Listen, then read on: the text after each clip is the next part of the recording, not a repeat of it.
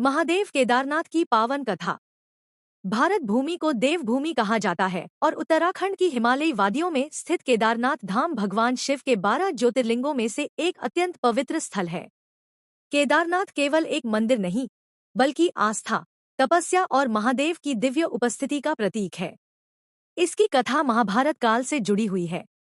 महाभारत के बाद की कथा। महाभारत का युद्ध समाप्त हो चुका था। पांडवों ने युद्ध में विजय तो प्राप्त की, लेकिन उनके मन में एक गहरा अपराध बोध था, क्योंकि इस युद्ध में उनके अपने ही रिश्तेदार, गुरु और असंख्य योद्धा मारे गए थे। पांडवों को लगा कि उन्होंने बहुत बड़ा पाप किया है और इस पाप से मुक्ति केवल भगवान शिव की कृपा से ही संभव है। इसलिए वे भगवान शिव को प्रसन्न करने और क्षमा मांगने के लिए निकल पड़े।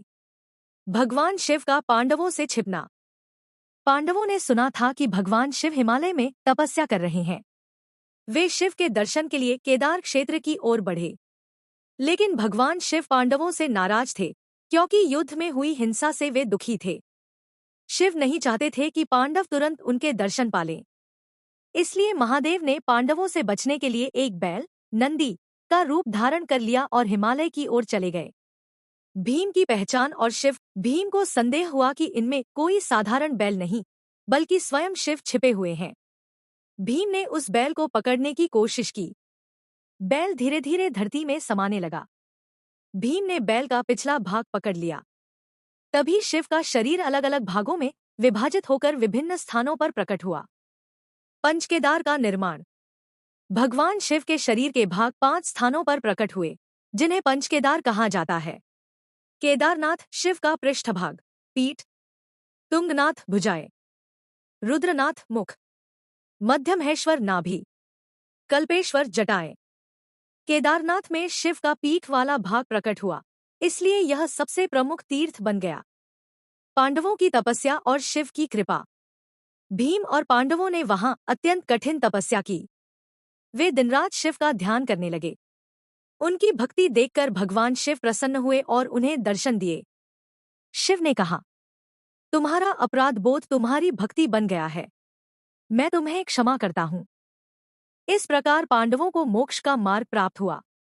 केदारनाथ मंदिर की स्थापना।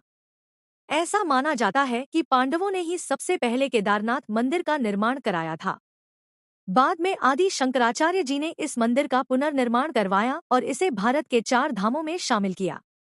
केदारनाथ मंदिर हिमालय की ऊंचाई पर स्थित है और हजारों वर्षों से बर्फ, तूफान और कठिन परिस्थितियों के बावजूद अडिग खड़ा है। केदारनाथ की दिव्यता। केदारनाथ धाम का वातावरण अत्यंत शांत और दिव्य है। यहाँ आने वाला हर भक्त महसूस करता है कि महादेव स्वयं यहाँ विराजमान है। जब कोई ओम नमः शिवाय बोलता है, तो लगता है जैसे हिमालय भी उस मंत्र का उत्तर दे रहा हो। यहाँ की यात्रा आसान नहीं है, लेकिन भक्तों का विश्वास है कि महादेव बुलाते हैं, तभी कोई केदारनाथ पहुँचता है। केदारनाथ यात्रा का महत्व। केदारनाथ धाम की यात्रा केवल एक तीर्थ यात्रा नहीं, बल्कि आत्मा की शुद्धि का मार्ग है।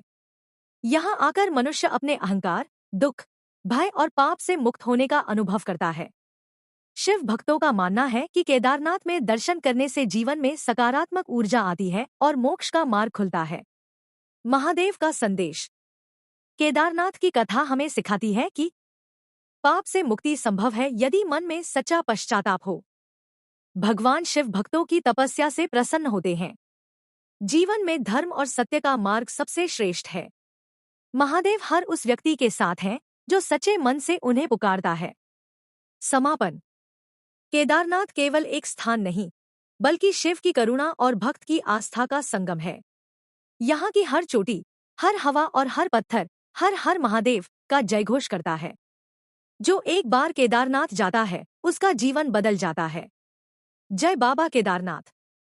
हर हर महादेव।